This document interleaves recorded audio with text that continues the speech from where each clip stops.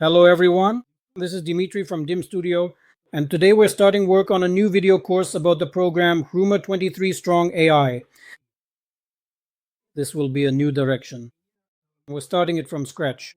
That is, we'll begin with the installation and gradually, just like we did with the previous course, we'll cover specific modules. Concrete takeaways. I will be providing them to you. Let me just say right away, this comprehensive course is completely free. But if you truly want to dive much deeper into the intricate settings and effectively working with XRumer, you are most welcome to join my exclusive individual course, which will be conducted one-on-one with you personally. It can be conveniently held on your own computer or on mine, depending entirely on your personal preference. And the link to the website where you can sign up will be in the description. An important point. If you're still using XRumer 19, I still recommend switching to version 23. So why is that? First of all, in this new 23rd version, XRumer's penetration rate has increased many times over. This is due to support for new platforms, as well as updates to the latest versions of already known ones. Plus, on many trusted resources, in addition to the usual graphic capture, it will also work successfully.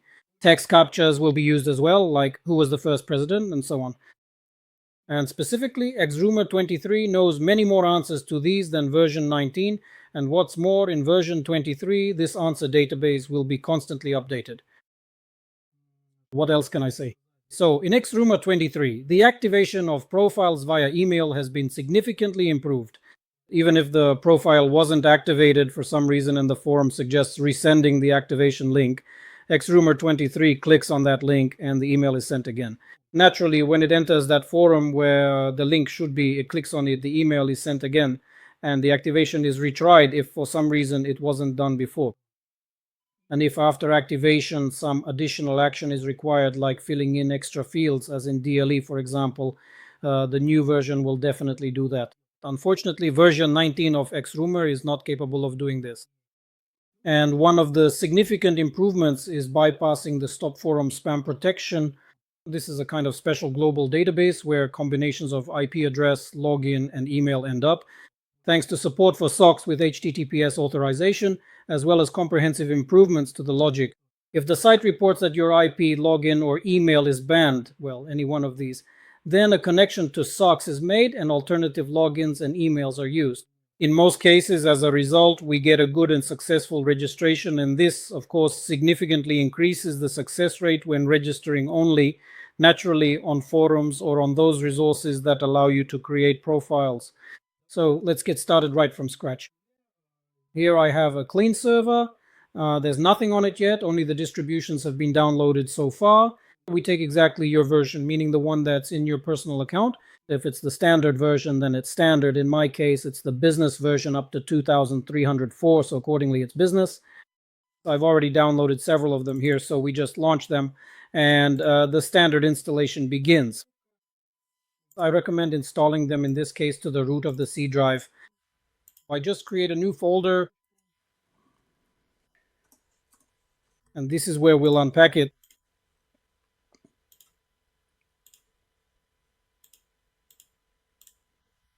The program is now being unpacked. There are also additional databases available on the website, but usually the standard archive already contains the databases that come with the package. This will help us get started. There's no need to download anything else and so on. By the way, in Dim Studio, we also offer our own databases, which are online databases.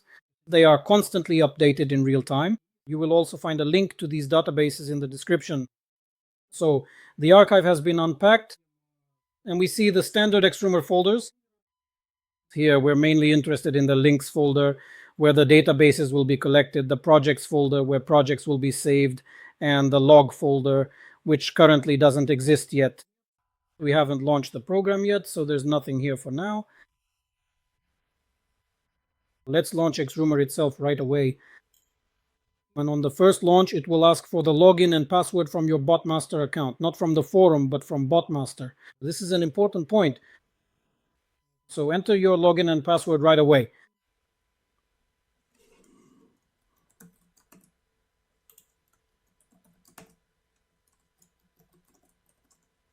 And it asks us to restart the program. Localization hasn't been done yet on my end. I'll quickly do the localization now so that everything is in Russian. And I'll see you in a few seconds. So after rebooting, we launch XRumer. And if the login and password are entered correctly, we'll get the XRumer window open with the working project.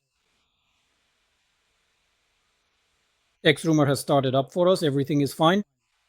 Sail isn't connected yet, but we don't need it right now. Let's quickly go over the interface. Since we're working with the program from scratch, there was a previous course, but it was on the old version. Now we're starting specifically for beginners.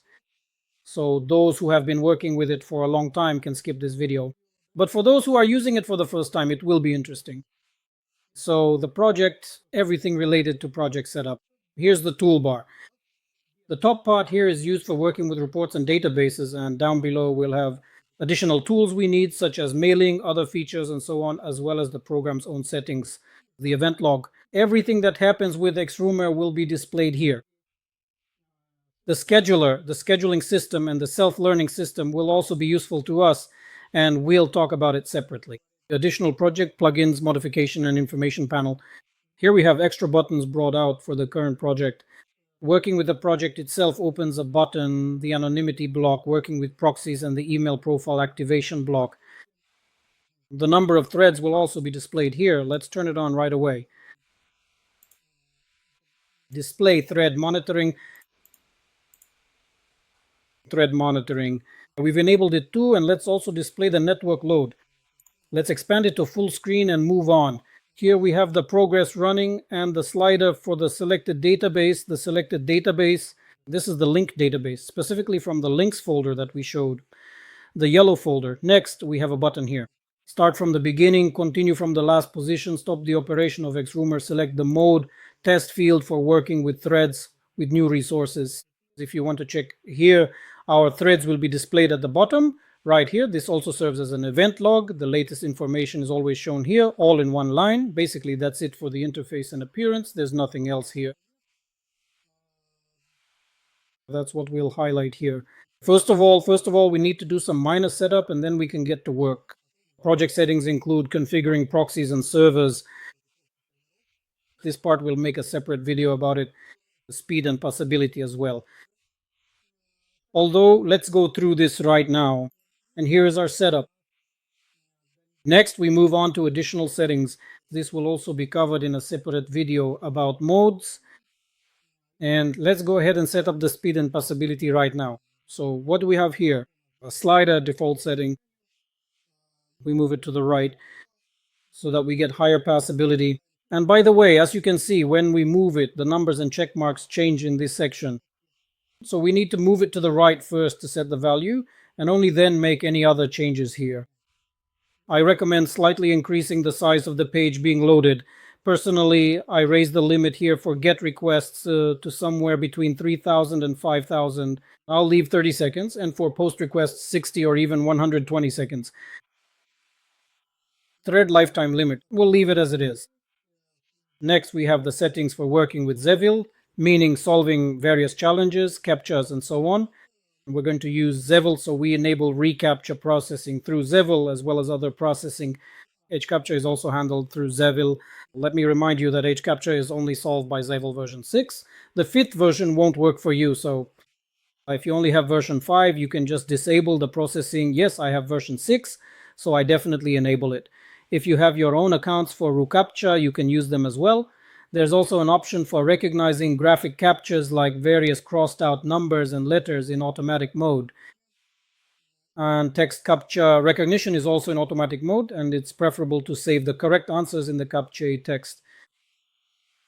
An important point, if you see that the CAPTCHA text isn't being recognized, that is, XRumer doesn't know the answer, then it's better to switch to semi-manual mode so that in the PPA a message with this question pops up for you and you can enter it manually. Be sure to enter it yourself. This checkbox must be enabled so that it saves to this file. Otherwise, you won't be able to solve it automatically again later. And the options for recognizing other types are also listed here. Make sure to save everything here. Just a reminder. A more detailed description of the settings is available in my personal course. The link will be in the description. While we are going through the general system settings, after you have meticulously completed all of these essential configurations, Please be absolutely sure to enable the crucial self-learning system, which is vital for optimal performance. I use it in this mode, and we'll go into more detail about it in a separate lesson later. Next, we move on to the project settings. Let me briefly explain. It's divided into two parts. The left side is responsible for registration data, and the right side is for posting directly. To create a profile, we don't need to fill out the right side. We're only interested in the left. Moreover, we can use autofill, as you can see, and depending on the selected gender, for example, if we choose male, a male name will be generated here. If we select female, then a female name will be inserted here, always with a macro that adds random numbers and letters. The password is also not generated automatically. It will be the same for the entire project. And here, what can we do? We can already obtain a direct link from the designated homepage field and also from the user's personalized signature section. Consequently, in this particular context, we are implementing the functionality to incorporate a new relevant link. Let's take, for example,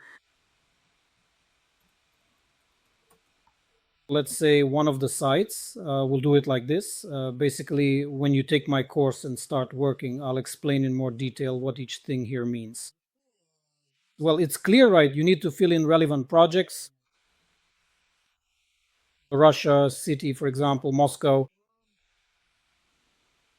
Okay, and activities.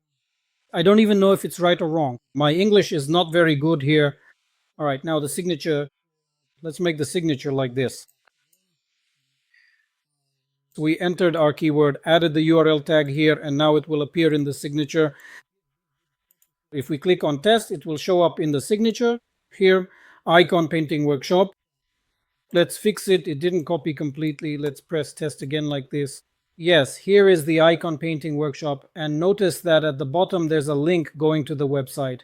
These are the most basic settings so that when registering a profile, we can add our link somewhere.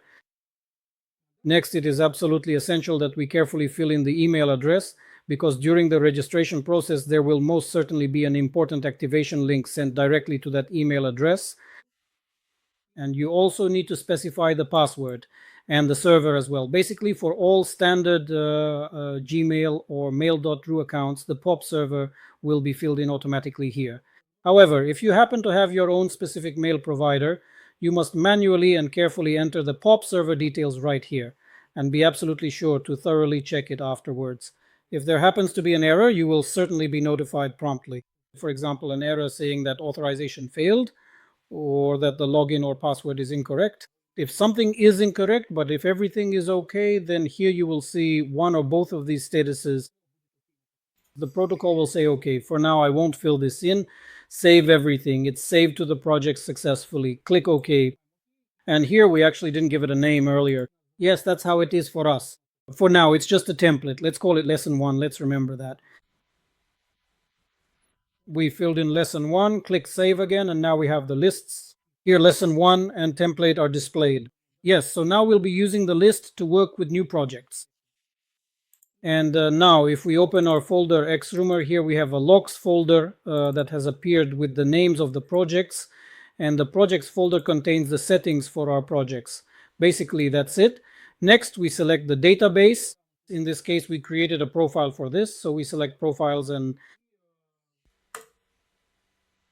click on update proxy. In this case, I have proxies now, auto update. Let's enable working through Botmaster, save it. Yes, we can save it again just in case. Yes, it's starting to gather, and basically that's enough to get started, meaning we can already create profiles. But to work with profiles, as I mentioned, you need to, the first thing is email settings. We'll probably cover that in the next lesson, and it must be connected to the server. As I explained, Zevel works well for us, especially the latest version 6, so the combination should work. In this case, Zevel is not connected for us. Let's go ahead and install it right away. Go to downloads and launch it. Setup is already the installation file. If XRumer is an archive, here we have a setup file. Let's change it right away as well to the C drive so we know where everything is located. That's where we store it. Zevel.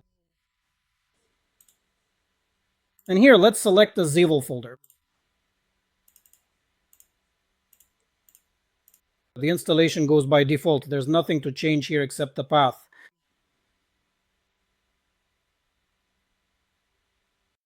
We'll also discuss more detailed Zevel settings in separate lessons. For now, we just need to link XRumer and Zevel together. The program is being registered in the registry, and after everything is finished here, Zevel will be installed. There will be a separate icon. It will appear right here. Everything has been successfully installed. And let's launch it right away. When Zevel starts, if XRumer is active, you'll see here that it changes. See, it changed right away. Zevel is connected. Then here you'll see that the connection and authorization were successful. And basically, if we were to now press the start button for the time being, we will just proceed with the initial registration process. I won't change anything. I'll just show that everything works.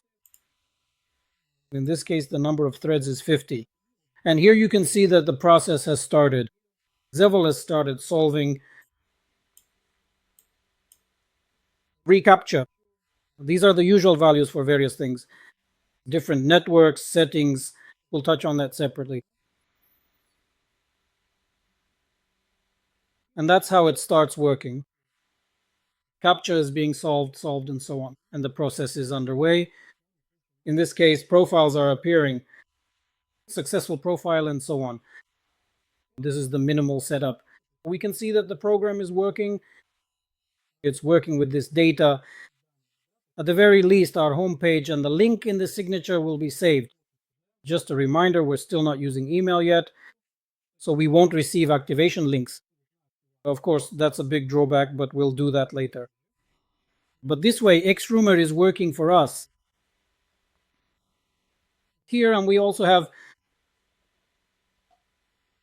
additional modifications. You can make modifications to the current setup. We have the default mode, but I don't recommend changing it, especially in XRumer 23, because the entire logic of the program is specifically designed for the default mode. If you switch, for example, to contactless or contact-only mode, you'll lose all the benefits. So for now, in version 23, I don't recommend changing this workflow. That's all I have for today. If you have any questions, be sure to write them in the comments. Let us know what you're interested in regarding XRumer 23. And we'll continue our video tutorials further. We'll be going through all the examples and settings in detail, and we'll definitely see you in the next videos.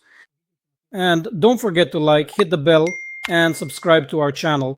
There's still a lot of interesting stuff to come here. See you next time.